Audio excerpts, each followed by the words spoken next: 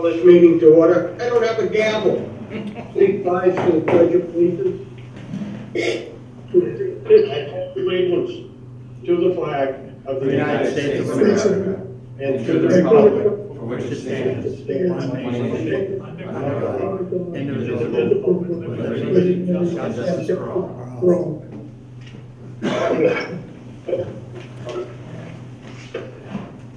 There will be no agenda adjustments this evening, and this meeting is being videotaped. Bear with me, folks. With members being in person and remote, to avoid confusion, we will take all votes as roll call votes. Is anyone there from the public that wishes to speak tonight? No. Okay, thank you. I'd ask for a motion to approve the minutes from our May 26, 2022 meeting. So moved. Motion. Second. And motion made and seconded. Any discussion? Seeing none, we'll start with Abington and work our way around the table. Yes. Aye. Aye. Hanson, yes. Oh, yeah. Whitman, yes. Okay, Bob Mahoney? Rockland, yes. Norwell? No, yes. Hanover, yes. Motion carries unanimously. Treasurer's report. Jim, if you could take over. Certainly, Mr. Chairman. Treasurer's report, which is in your package this month on the cover, we have a little picture from graduation I like that. as they were prepping in the gymnasium. Statement of assets, we have our cash balances, $5.6 million, $850,000 in OPEB. Things are looking good. The revenue for the month, there was no revenue because we did the billing for all of our member towns, so the revenues has come in June, so we're on a we're putting all that cash back in as the final billings have gone out. Everything's looking fine. And the expenses, total $1.2 million for the month.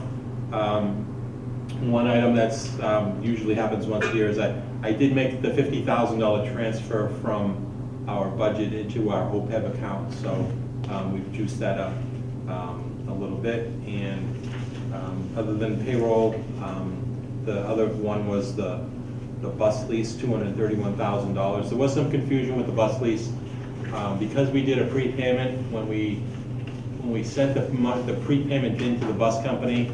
They credited it to this year's bill, so they just sent us a bill for $600.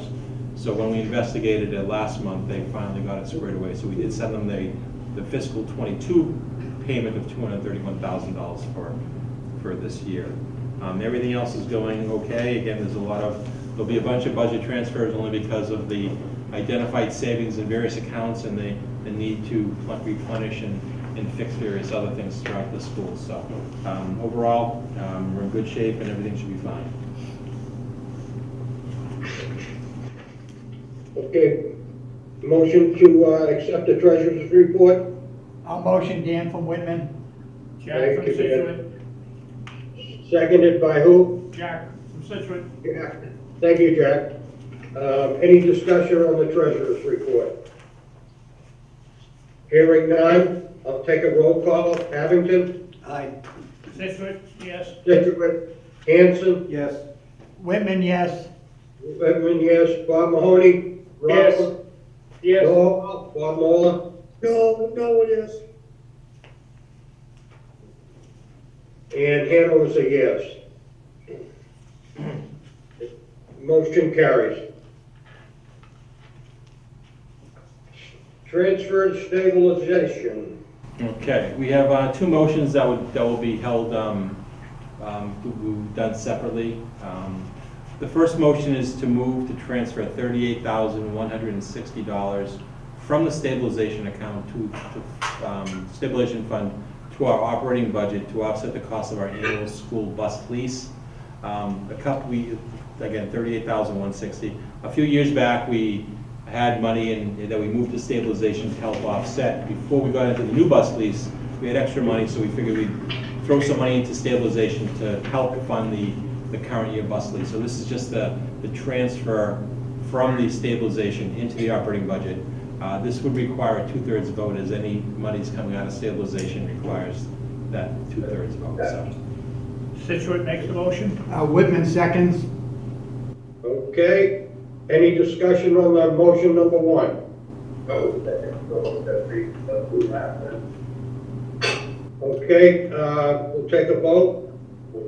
Abington? Yes. Situate, Situate? yes.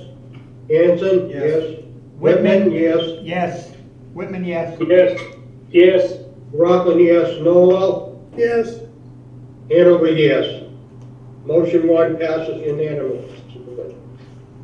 Motion number two. The second motion is to do our annual June transfer into stabilization from our excess revenues for this year. In the past few years, we've had, stabilization has been funded by two components. One component has been in the budget. The other component has been as part of the end of the year surplus recognitions and so forth. So this fiscal year, because of the roof and window project, there was no budget for stabilization. So this 401,305.10 represents the entire, the limit that we can put into stabilization. We're limited by a 5% number of our town's assessments, not our total budget, but what we assess our towns. So this 400,000 represents the 5% limit. I'd like to just make a little change on the motion.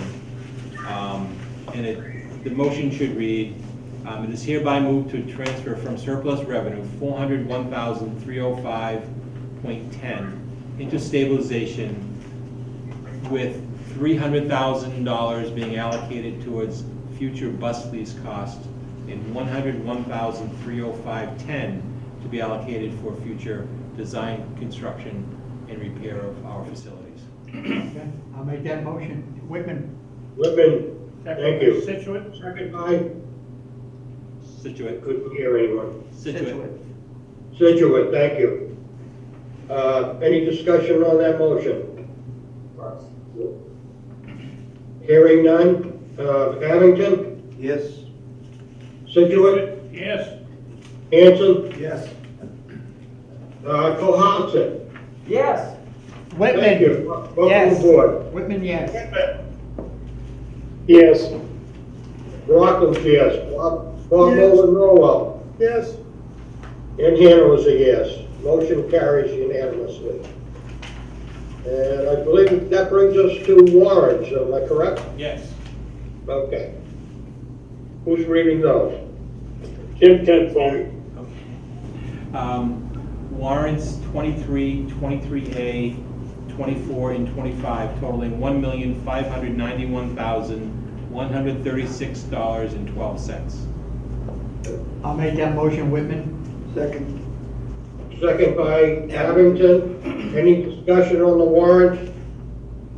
Excuse me. Seeing none. Abington? Yes. Situate? Yes. Hanson? Yes. Cohasset? Yes. Whitman? Yes. Yes. Yes. Rockland, yes. Norwell? Yes. Thank you, Bob. And Hanover's a yes. Motion carries unanimously.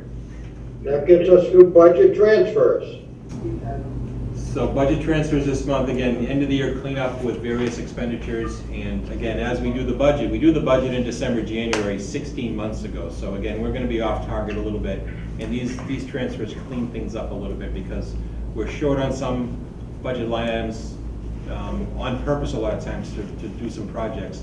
And we have savings identified. So we're looking to fund $3,000 into life insurance, $20,000 into the repairs and maintenance of the building, $5,000 into rubbish removal, $10,000 to pupil transportation, $3,000 to medical supplies, $5,000 to software and license renewals, $4,000 to miscellaneous transportation, a total of $50,000. And it will be funded from maintenance contracts of $9,000, transportation other for $10,000, and health insurance for $31,000.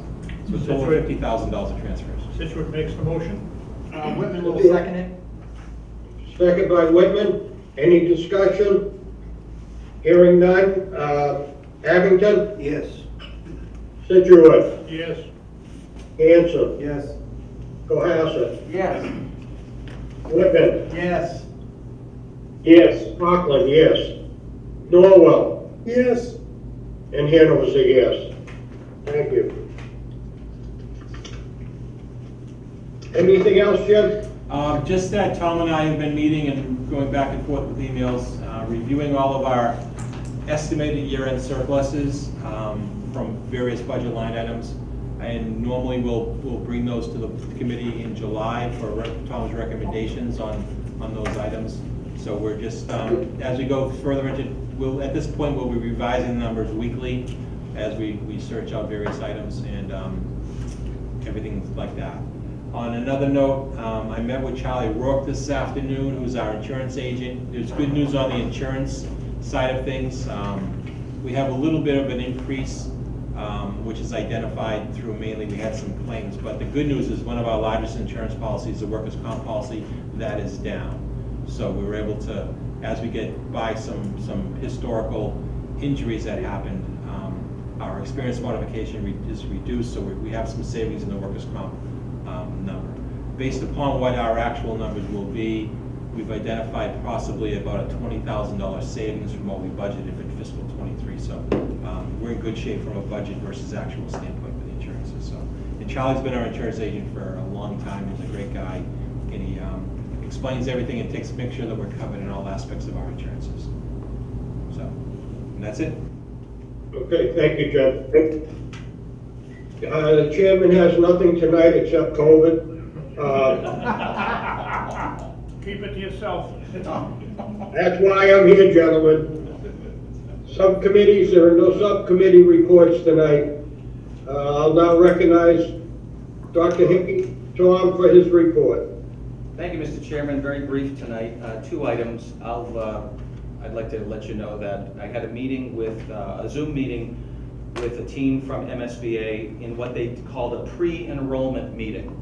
It was an opportunity for them to ask some initial questions about some of the documentation we sent. Pre-enrollment meeting basically means that they are going to begin their due diligence of looking at 10-year projections in all of our 8 district towns, looking at our application data, kids who have applied from our district, the kids who have been admitted, and also looking at rates of attrition. That is, the number or percentage trends of kids who start in the school but don't necessarily finish. All of those factors will go into a calculation where eventually they will come back to the district and say, we think that a renovated, modernized, bigger school should be built at an ideal enrollment of X. And that X is, they're just starting that process. But what they will do, given the fact that we've telegraphed early but not resolved conversations with the town of Marshfield, is that whatever projections they will make a number based on our 8 existing communities, and they will project a number if in fact at some point in the near future there's a 9th community. That is something that's going to be very important moving forward. They haven't set a date on when that next meeting is, but it was at least a kickoff to get to meet some of the folks on the team. In the meantime, I'm preparing one document for what they call Module 2. We haven't got out of Module 1 yet. It's got to go back to their board, and maybe we could get in front of the board in the fall. They have quarterly meetings to get permission to go from Module 1. You did all your homework, the enrollment, etc., and go into Module 2. If we're invited into Module 2, and again, I would be projecting late this calendar year, maybe it has to wait and it's early 2023. That's when we would convene the school building committee, and we would set up a subcommittee to take the first step toward the procurement, the bidding, the interviewing, and the hiring of a project manager. So I'm working on the bid documents right now for that, and it will sit until we get invited. But the questions are still free, so I still ask them in the meantime as I send those emails off, so we will have things ironed out. But for now, the next big thing is, what numbers will MSBA project for our school, and how do they determine the calculations? That'll be next. I have a question. How is, Yeah. are they also going to be looking at out-of-district students that we have already here? That's a great question. They do not consider out-of-district students. So what we said to them in our communication is, just look at the district students, Yeah. but look at our waiting list, and if you subtract the non-resident students, we would fill all of those seats with resident students and still have a waiting list. So they will factor that in. Our non-resident population will continue to go down for the next 2 years, and I would say within 2 years we'll be 97% in district. But they only, as a rule, they Yeah. only look for the communities that are gonna pay the bill on the project. So we know that there's non-resident interest, and certainly it would be Marshfield at the head of the pack because of their initial steps. They will consider Marshfield's impact on enrollment if and when they become a member of the district. And How will they determine that? they will look at the same data for each of our 8 towns. They'll look at 10-year projections for Marshfield's enrollment. The factor that they won't be able to consider is application data and attrition. So that is definitely a conversation. I mean, I think we can make some projections. We know that under our current admissions policy, if we were to redistribute numbers, Marshfield would probably have 25 to 30 seats, and there's no guarantee either way. MSBA probably wouldn't use that as their only marker, but I would say to you that it's unusual that they would be entertaining a project where they've got to calculate this. So for right now, Dan, it's wait and Marshfield's a see. big town, right? It absolutely is. Their high school, how many students? Usually in their high school? You know, 1,800 maybe? I mean, let me say this, Dan, Marshfield would be the largest of the 9 based on student population. And you're thinking maybe 30 students coming from there? If every town filled their quota and there were no further redistribution of towns that are under-enrolled, that's what I'm focused on with saying 30. If we just did numerator over denominator, the number of 8th graders divided by the total number of 8th graders in our district. But as we all know, there's a lopsidedness based on student demand from our towns. That would definitely tighten up with a 9th town, and until a larger building comes our way, we would redistribute those positions. Right, it would be nice that we estimated more from Marshfield, that way, if MSBA suggests that, and we have a bigger building, and if we have 20 open seats, we can go up. That's right, Dan.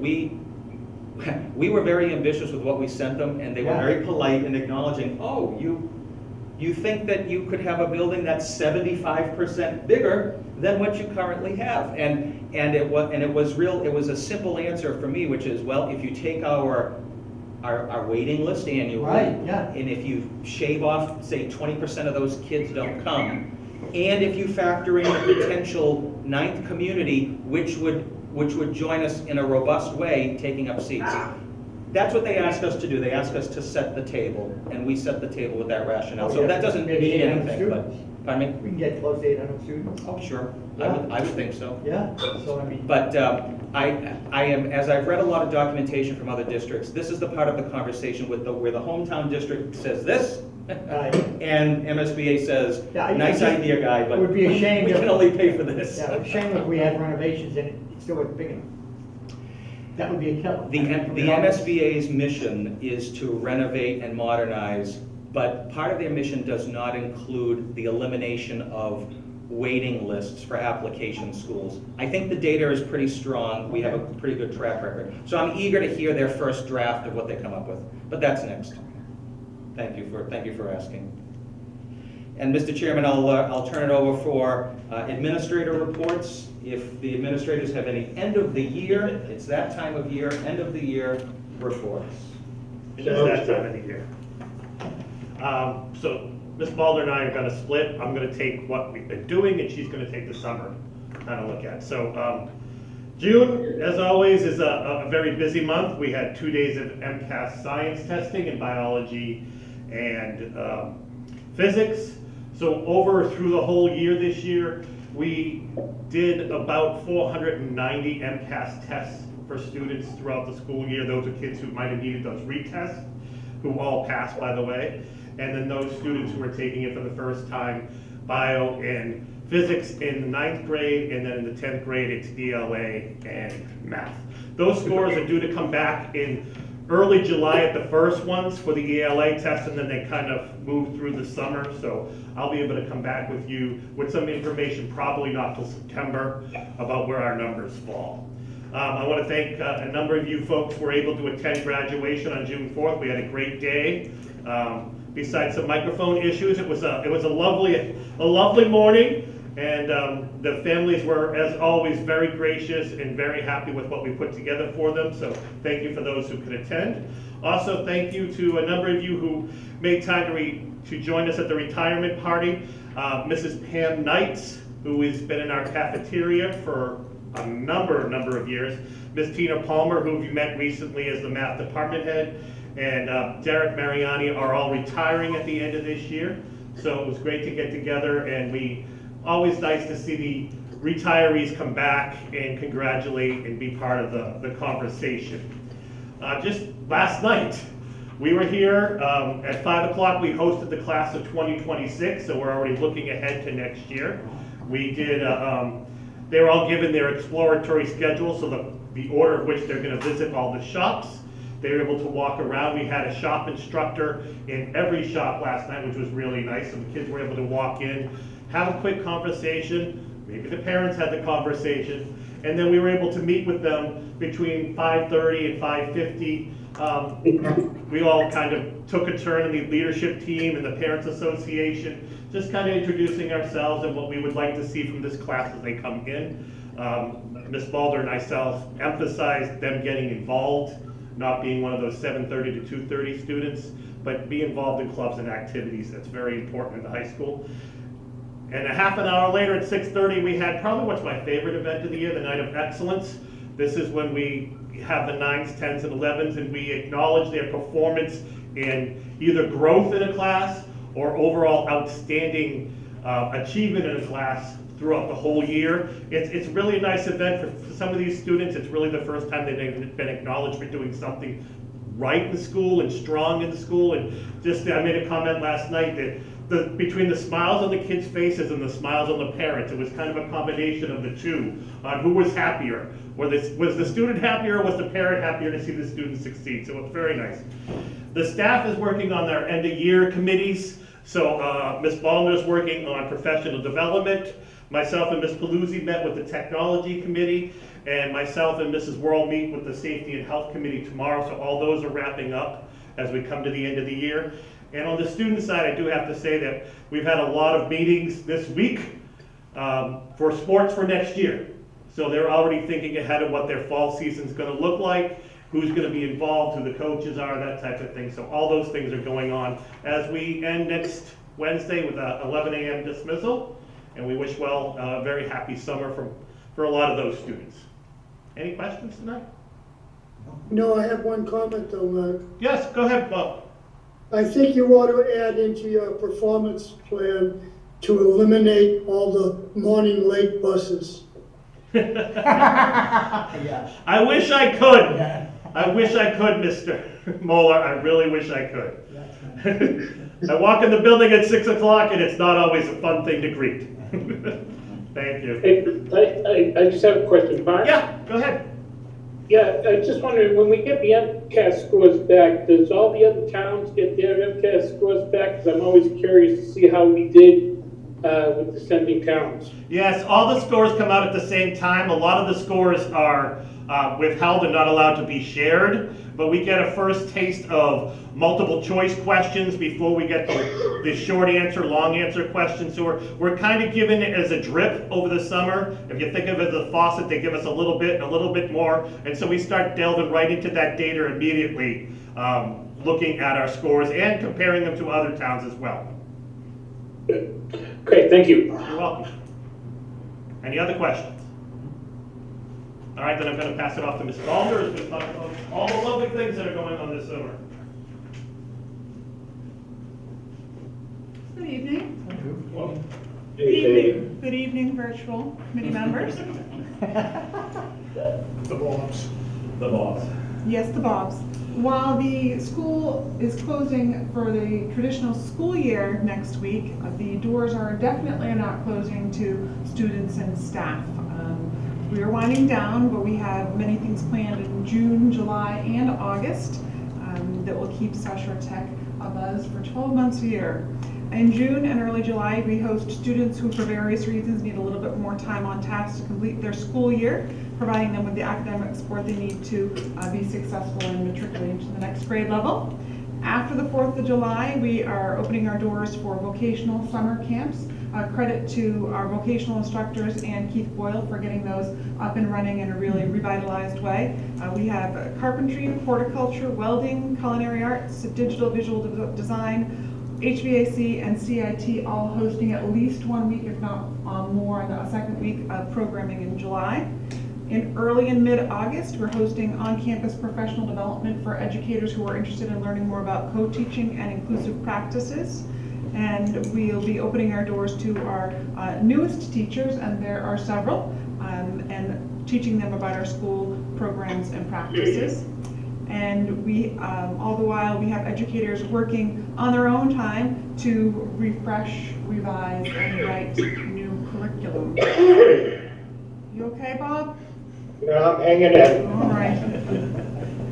I'm excited about the work we've done thanks to the Mass Life Sciences grant for a biotech lab and biotech curriculum. We have a new class being offered next fall by a science teacher, Kara Kromak. That work is underway right now, finishing up that lab space, so students have an additional course offering, which will be next year specifically supporting our allied health and CIT programs because of the professional pathways that cross over into the biotech industry. So excited about what's to offer there. It's never a dull moment, and we thank you for your continued support of our school. Questions? Thank you, Sandy. Thank you. Thank you, Mr. Chairman. Okay, next item on the agenda is the superintendent evaluation. I will like to say that standards 1, 2, 4 came out as proficient, and standard 3 came out as exemplary on Tom's evaluation. I will take a motion to accept it. Motion, Dan Salvucci, Whitman. Second. Thank you, Dan. Second by Abington. Thank you, sir. Any discussion on it? If I may? Yes, Chair? sir. Again, Tom, like I say every year, when I look at how you self-evaluate, you are too hard on yourself, the way I look at it. You have done things with this school that no other superintendent has ever done, and I've been through 3 of them now, and I know a lot of people have been through even more than that. And you've done an outstanding job, and the school has just come a long way. And the fact that, look, we even got to be able to possibly get a bigger and a better school, so I am so happy that you are our superintendent. Thank you. Mr. Chairman, thank you, Dan, I appreciate that. A lot of it is timing and opportunity, and no one person does it alone, but I do appreciate the kind words. Yeah. I'd like to second Mr. Salvucci's comments. So noted, Bob. Thank you. I would also like to say that Tom and I have been in discussion about getting a new evaluation form. The one that's out there now is a little confusing, and some people, newer members, didn't know what to do with it, and other people, it's just a little confusing. So we're just looking at other ways to evaluate. It may be easier. Okay, and I'll take a roll call vote. Abington, Yes. Situate, Yes. Hanson, Yes. I've lost my place, Cohasset, Yes. Whitman, Yes. Rockland. Yes. Yes. Yes, thank you, Bob. And Hanover is a yes, it passes unanimously. Next on the agenda is the school improvement plan. I'll ask for a motion to approve the school improvement plan. So moved. I'll second it, Whitman. Okay, motion's been made and seconded. Any discussion on it? Seeing none, we'll start with Abington again. Yes. Situate, Yes. Hanson, Yes. Cohasset, Yes. Whitman, Yes. Rockland, Yes. Norwell, Yes, and Hanover's a yes. Passes unanimously. Student handbook. Another one, I'd ask for a motion to accept the student handbook. So moved, Whitman. Second, Cohasset? Okay, thank you. Any discussion on the handbook? Again, roll call vote, starting with Abington. Oh, yes.